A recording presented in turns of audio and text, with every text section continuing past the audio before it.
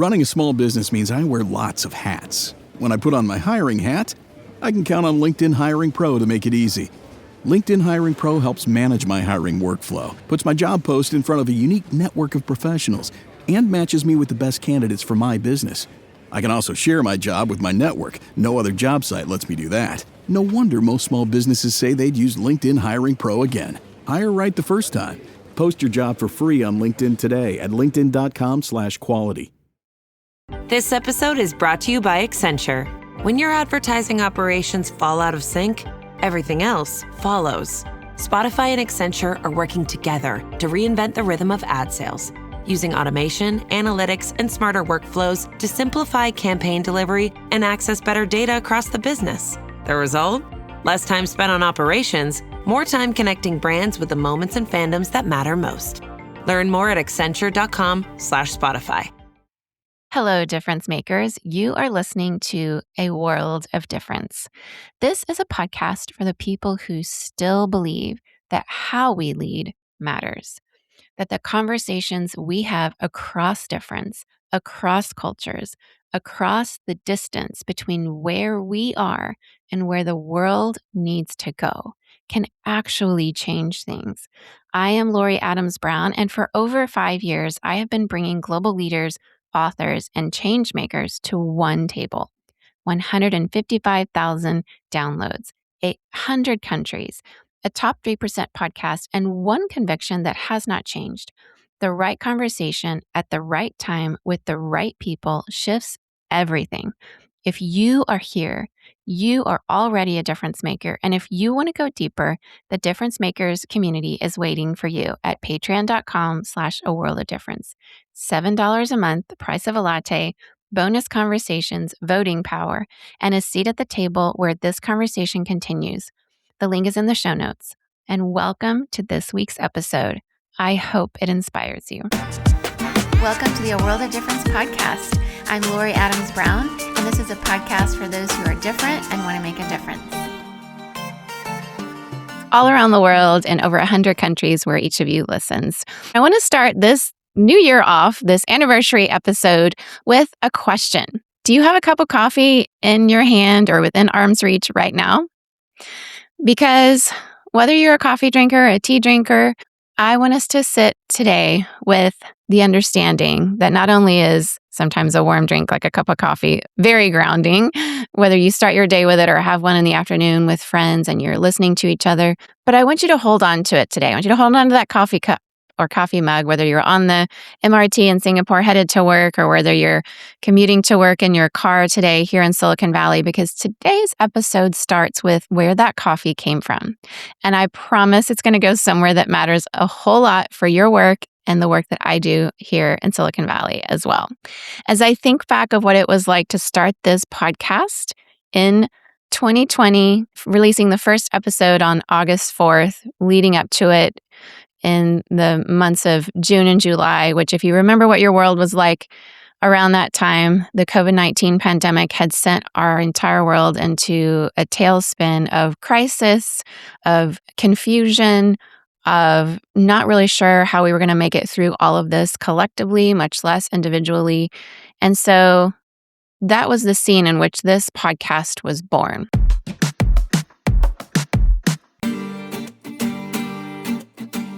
Welcome back to A World of Difference. I'm your host, Lori Adams Brown, and if you're new here, this podcast over the last 6 years has really been about the human skills, the cultural intelligence, the behavioral science, and the organizational wisdom that makes the difference in a world moving faster than most of us signed up for, especially as we lead through crisis and change. So today is a solo episode, and it's one I've been building toward for quite a while.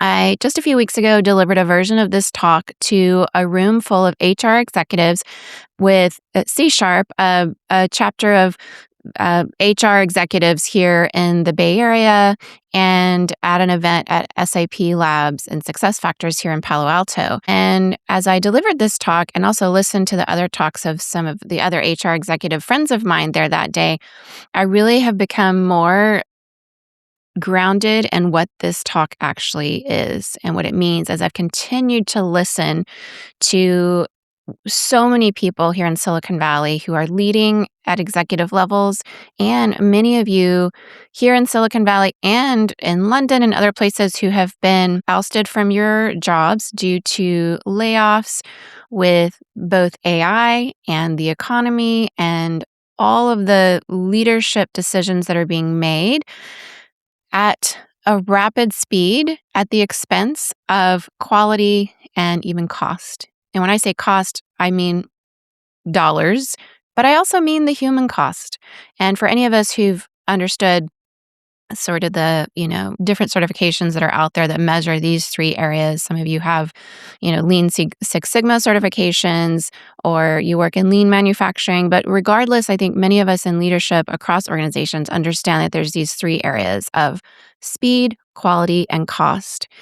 And oftentimes I'm hearing a lot of conversation about speed. So we're going to unpack that today and what it means at the expense of both quality and cost, the monetary cost and the human cost, when all we focus on is speed. Now, don't get me wrong. I'm somebody who likes to go fast in so many ways, but I think the wisdom of leadership means knowing when to go fast and when to go slow, going slow enough to really pull yourself aside, make sure you have all the information you need, become very self-aware as a leader, and listen to perspectives around you. And that's some of what we do here every episode, is just slow down enough for 45 minutes to an hour together and actually unpack something in a more deep way. And so when I gave this talk a few weeks ago here at SAP Labs Success Factors here in Palo Alto, the response told me this needed to live on the podcast too, because what I'm seeing in organizations right now and what the science is confirming is actually urgent. So we do need to get fast on that. And I also think that you need to hear it wherever you are in the world, and whatever your job looks like right now, your career looks like, or the people in your life that are also figuring out what to do next in light of all of this. This episode is called Slow Down to Win. And I want to talk about what the AI rat race is costing your organization and you as a leader. All right, let's go. For months and several years, I have been driving out of my garage in Los Gatos, California, here in Silicon Valley at the edge of the Santa Cruz Mountains, sandwiched in between San Jose and Santa Cruz, where the surfers are and those beautiful cliffs. And as I would drive out of my garage here so many times, so many mornings on the way to the office where I've been working for almost 3 years, I would sit in my EV, my electric vehicle, a Honda Prologue. No, not a Tesla. If you haven't figured out why, I mean, it should be obvious to some of us. I do think Teslas are pretty cool cars. I've driven them more than once when I've traveled for business, or even just as a tourist in Scotland, where I drove around in one for several days. Amazing cars, many friends that have them, but just out of my own values alignment, just haven't bought one of those because of people that I've known that worked at Tesla under that leadership. And really, for me, as a values-driven leader, I get to choose where I spend my money, and went with the Honda Prologue. No judgment if you have a Tesla, once again. Just kind of, curiosity about where each of us are making decisions these days. And I think we're all complicit in a lot of ways. But for me, driving an EV has been, a values-driven decision. I also have a gas car, but I try to drive my EV as much as possible. Not only because it's, cut cost of these insane gas prices here in California these days, but also because I think that more and more the decisions that we make as leaders are important. And, doing an audit of how we shop and where we buy things is something that I'm, constantly trying to get better at. Do I still shop at Amazon? I do. I feel kind of complicit about that. In fact, a lot of times, but also it's about the speed. And we're going to talk about this today. Sometimes speed is the decision we choose, but we need to understand when we make that choice, we might be sacrificing quality and cost to humans, or monetarily, or both. So we're just going to unpack those a little bit together. But imagine me driving out of my garage in my Honda Prologue, headed to work, and I almost always have a very specific cup of coffee. Now, I'm just going to say, I don't consider myself a coffee snob. I do have people I know that I would consider that, and they label themselves that way. So, and tea snobs as well. And what I want to say about coffee is it's a drink that I grew up with in Venezuela. Colombia is also known for its coffee, but Venezuela has just a very coffee-driven culture. We have very specific words for coffee that don't exist other places. Fortunately, here in Palo Alto and in a few other places, I can get Venezuelan-style coffee. Shout out to Coupa Cafe. No, they don't sponsor this podcast, but they do sell Venezuelan-style coffee. Both on the Stanford campus and throughout different cities here, including Palo Alto, Redwood cities, other places where you can get Venezuelan style coffee, like a guayoyo or a marron. I grew up very much in a coffee culture. But then I found myself in my very early career living in Indonesia, on the island of Sumatra and also on the island of Java. And as you know, Sumatra, Java, all of the Indonesian islands have world-renowned coffee, but there's a specialty grade, single origin, dark roasted coffee that comes from the Gayo Highlands of Sumatra that's really absolutely one of my favorites. And you may have heard of this coffee before because I know these highlands. I spent years in Indonesia early in my career. I've been to plantations where even Starbucks bought their coffee from a particular coffee plantation up in the Gayo Highlands, but there's a specialty grade coffee that I got to taste that's only reserved for certain people, that's normally at a higher price. And then later I have some friends that were on my team in Indonesia that run their own coffee plantation up in the Gayo Highlands as well. So in my life of working, traveling, and living in a culture that moves at the pace that Silicon Valley would find incomprehensible in those early years in Indonesia, I know that this coffee, it's called Kopi Luwak. If you've not heard of it, go Google it. You'll find some very interesting facts there. But it's the most prized coffee in the world, and it exists because of one small animal, the Asian palm civet. Also Google that. It's a cute little animal. And, now I know what you're thinking. Or maybe you already know this story. But stay with me because every time I think about how we're deploying AI right now, I keep coming back to this little animal. The civet every night wanders through the coffee forest in Sumatra, and it selects carefully only the ripest, most perfect coffee cherries to eat. It does not grab everything in sight. It does not race. It picks carefully, slowly, deliberately, with a discernment that takes time. After passing through the civet's digestive system, those beans are collected, cleaned, and roasted, and they become some of the most smooth, most complex coffee in the world. I really hope you get to taste it if you never have. It's that kind that people like me have on a Tuesday morning commute as a small act of remembering a place that where we started our career in with friends and good memories and happy, sunny, tropical island mountainous regions. But that slow, careful, curated choices of one small animal in the dark produce the most prized cup of coffee in the world. And even the civets of Sumatra know racing is not how you find quality. Now, I'm also in my Honda Prologue on these mornings on Highway 17, and the EV is doing what EVs do. The acceleration is immediate, effortless. If you've not driven an EV, the first time you get to push down on that pedal, you realize how fast it can go compared to a gas vehicle when you accelerate. There's no lag, there's no ramp up, and you press and you go. In a Silicon Valley commute, that is an advantage. You move, others wait, you slide into the fast track lane. And for a moment, this is thrilling for those of us who like to go fast and don't love sitting in traffic for over an hour getting to work. But here's what I know about that drive. The car is not me. Somebody built it, a human built it, or people like us built it. And, it works for me. I decide where it goes. Cars are not people. And robots are not people. AI is not people. These aren't human. They were built for us by humans, not to become them, not to race against them, but to be served by them.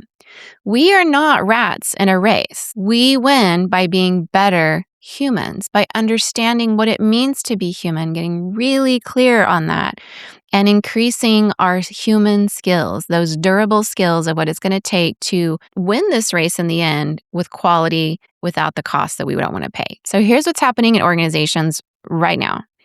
We have built AI systems here in the Silicon Valley where I sit and live today, and that accelerates exactly what we see in that EV. It's immediate, it's powerful, and it is capable of leaving people behind. In most organizations, that is exactly what's happening right now. And I have a name for that cost, a phrase that I like to use, and it's called the speed tax. The cumulative cost of organizations that the organization itself pays in trust and adoption and performance and retention, and when it deploys AI at speed without the culture architecture to support it. It accumulates the way financial debt does. It's quiet, it's in the background until one day the balance is due and the cost is much higher than anyone budgeted for. The symptoms are ones every leader, a lot of HR executives I've talked to recently, and everyone that we've ever worked with in any organization has named at one point or another. It's the low adoption of a new change. The tools are deployed, the behavior is unchanged though, and the system is not returning what was promised, and everyone knows it, but nobody is saying it out loud. We have a lot of eroding trust going on in our organizations right now. Employees are being measured on AI outputs and not supported through the transition. And that is not a relationship model that works for people. What we're seeing is a lot of transformation fatigue. And I don't know what organization you're in right now, but most organizations I know have already implemented AI or are currently starting to implement it. And it is so much more complicated than most people realize that are making those decisions at the very top. So how many change initiatives has your workforce absorbed in the last 3 years? If you're like most people that I talk to, it's been many. I just mentioned the COVID pandemic earlier, but there's been multiple ones since then. And geopolitical shifts, tariffs, the Great Recession that happened as a result of the earlier in pre-COVID, so for some of you who've had a longer career. And then a lot of people that just sort of left the workplace during the post-pandemic era for various reasons. But AI is not landing into a calm organization. We're seeing a lot of, CEOs step down these days. There's just constant churn at the top of organizations, and it's landing on top of everything else. There's so much transformation fatigue, and there's this invisible mental load that I think leaders, middle managers, executives, or even individual contributors are carrying every day in their work lives. And this is what I want to spend the most time on today, because the science is now caught up, and what it found has a name for those of us who have been using AI for a little while, however you use it. In March 2026, which is earlier this year, Harvard Business Review and the Boston Consulting Group and the Henderson Institute published one of the largest empirical studies of human factors in AI adoption they've ever conducted.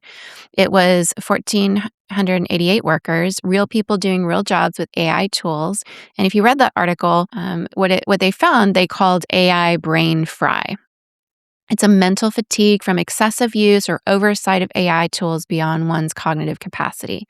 Some of the symptoms that they mentioned that we're seeing, and you may have experienced, I know I have, are things like mental fog, a buzzing sensation, slower decisions, difficulty focusing, headaches at the end of the day. And it's not at all because people or leaders stopped caring. It's because their brain hit their biological ceiling. And so that's, the data around AI usage. But more than that, we saw that 14% more mental effort just to monitor the AI outputs. So that human in the loop, if that's kind of the job you have right now, monitoring those outputs, whether you're coding here in Silicon Valley as a software engineer or whatever, 19% greater information overload. We're seeing 33% higher rates of poor decision making, according to that data. And the one that should stop every organizational leader cold, workers experience AI brain fry are 39% more likely to quit. We are seeing people just really throw their hat in and just say, I'm done. I can't do this anymore, because it's really such a human cost. Your AI investment may be generating an attrition risk that does not show up anywhere in your adoption dashboard, probably because it's not being measured. But here's what the neuroscience is telling us. We have the same brain we had before AI arrived. Our working memory, our attention systems, our executive function, none of it has been upgraded. And the AI can accelerate, like my Honda Prologue on my commute on a Silicon Valley Tuesday morning. And we are still here with a human nervous system, the same one the civet has, and that operates at the pace it was built for. And that is not at all a character problem. It is a design problem. How we design our workflows is our domain. This is what we humans are to do, to be, as my friend Anju said in her episode, in the lead, not just in the loop. And so let's look at this. I was asked to lead a full-scale leadership and culture transformation at a Silicon Valley Fortune 100 AI hardware company here. And the company made the hardware AI runs on. And I was there to do the opposite of fast. I traveled to sites across APAC, EMEA, and the Americas. And what I found on the ground was something no dashboard was measuring. Behavioral change was really happening in the programs. It was not sticking between them, though. And back on the job, under the pressure and the pace of fast daily work, people reverted. No tool anyone was selling was solving for this. And so I did what the civet does. I slowed down. I listened. I traveled far to listen in person, and I built from what I heard. And what I built was not only architecting many leadership programs that were in person, human centered, with real people face to face, but I also built an AI coaching agent named Abeja that I built inside Microsoft Copilot for the company. Abeja means bee in Spanish. It's something that cross pollinates, that connects what it touches, that works in community, a little worker bee. I adamantly reject that we hire humans to be worker bees. I know people talk about that a lot, especially in manufacturing and factory settings, but we are humans. Robots can do the manufacturing, and that if what we want is just speed and efficiency, then we should leave that to the robots and to the AI. But when we are hiring humans and when humans are in the room, that's where we are not the worker bees. We are the ones with critical thinking, with adaptability, with judgment, with higher level thinking skills. And so I wanted this worker bee to be the AI agent that does all the parts that we, want to outsource to AI. And I think that that is the challenge right now, is getting clear on what is AI's lane and what is our human intelligence lane. And a lot of the work of leadership right now is spending time to really understand that more deeply. So I built this agent to do and, be a 24/7 available worker bee to coach our employees around the world with those programs. I tested it rigorously, head to head against a leader vendor agent that I had brought in so we could A/B test those two together with a real global team before it ever reached the full population of about 2,000 employees globally. And then what I observed was a 15% ROI improvement in the core competency learning of those leadership core competencies that the key leadership program I had architected with my team was training all of us on. But the agent designed from listening outperformed the vendor agent by about 15%. The lesson was not about the technology itself. We could talk about that, but that's not what I want to talk about today. What I want to talk about is what happens when organizational design starts with listening, when you pick only the best cherries before you start building, just like the civet does with the coffee. I want to talk about a framework with 4 pillars. I call this the culture architecture for AI transformation. And the first pillar is about voice before velocity. So listening at scale before you build at scale is such wisdom. It's not surveys, it's real conversations, face to face, across languages, roles, and time zones. That co-creation research consistently shows adoption rates of 40 to 60% higher when people help shape what they adopt. Co-creation is the way leadership happens best. And the civet selects also before it eats. You listen before you build. It's important to get those in the right order. The second pillar is about designing for transfer. So closing that gap between where change is designed and where work actually happens. Decades of training transfer research tells us that 80 to 90% of training investment is lost without active transfer support. If your only metric is that the program was completed, your investment is leaking out bean by bean every single day. We have to measure more than just that. And the third pillar is building trust architecture.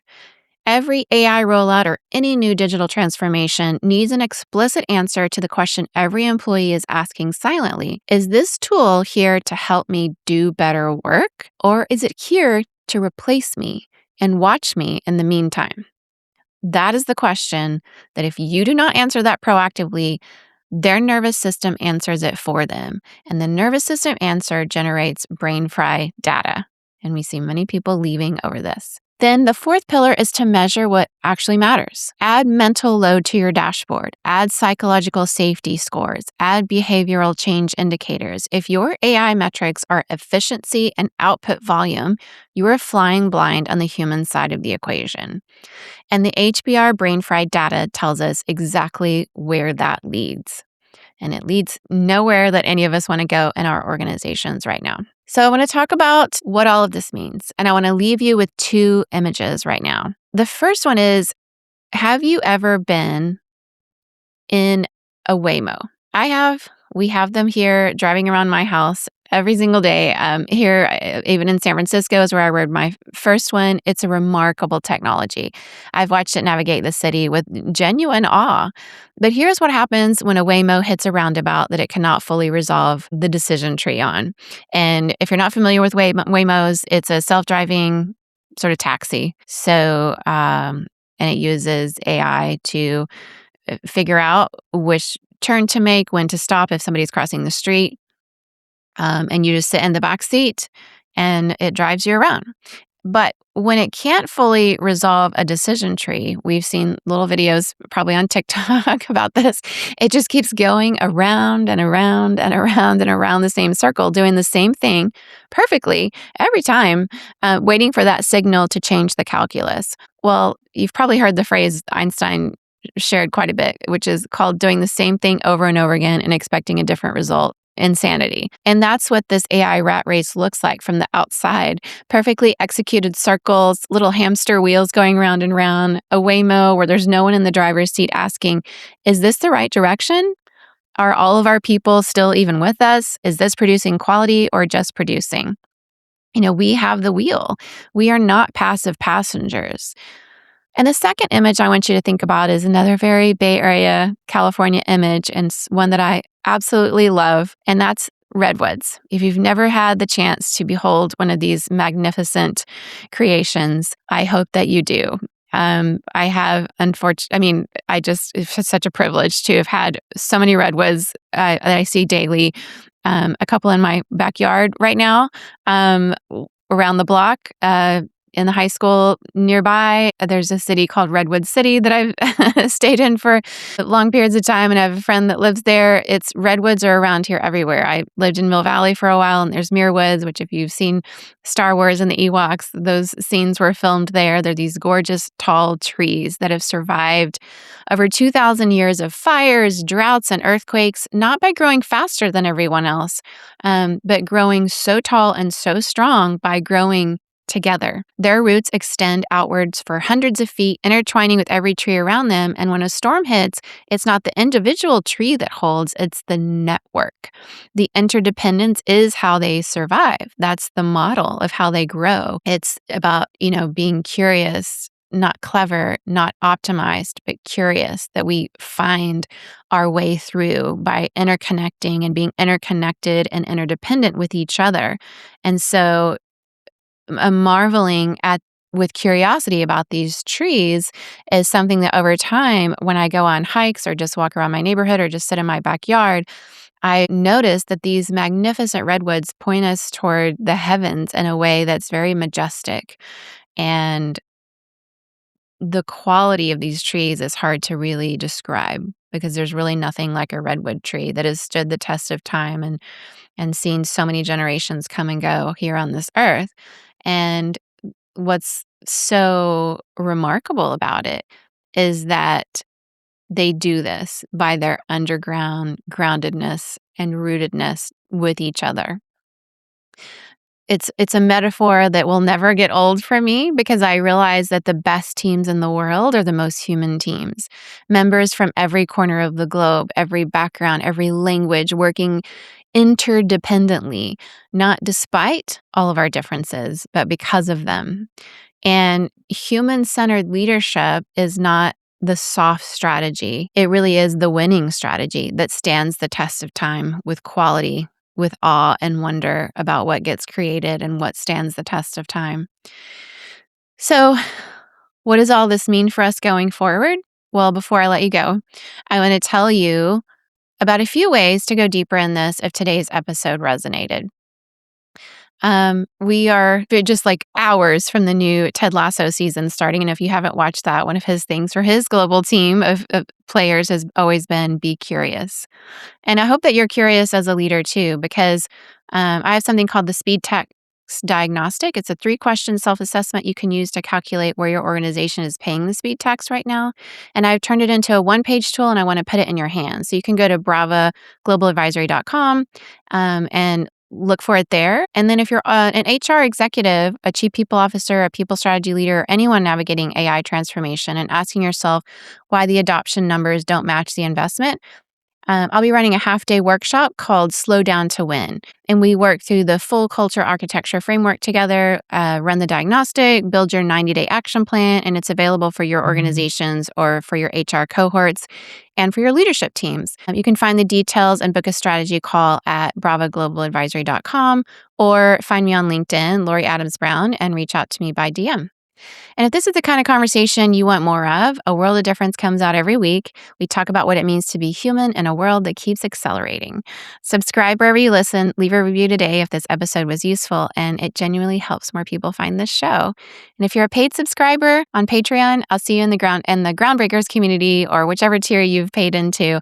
And I'm going to go deeper on all of this in my next post show. Wherever you are, keep making a difference every day. About this enough to spend 20-something minutes with me. Stay curious, stay human, and pick the best beans. I'm Lori Adams Brown, and this is A World of Difference, and I'll see you next week. Thank you, difference makers, for being here. Not just for listening, for being the kind of person who shows up for conversations just like this one, because you believe the world gets better when we understand each other more. And that is who difference makers are. And you are one of them. There are 2 ways to go even deeper. On Patreon at patreon.com/aworldofdifference. For $7 a month, you get bonus conversations and community. $25 gets you into the room where the real talk happens, live every quarter with me directly. On Substack, paid subscribers get full essays, no paywall, and a monthly live conversation where I say the things I can't say anywhere else. Links to both of those are in the show notes, and I would love for you to join me in both of those places. If this episode stayed with you, share it with 5 people you know who need this right now. That is how we grow this, and that is how we grow ourselves at the same time. I am Lori Adams Brown. Until next time, difference makers, go keep making a difference.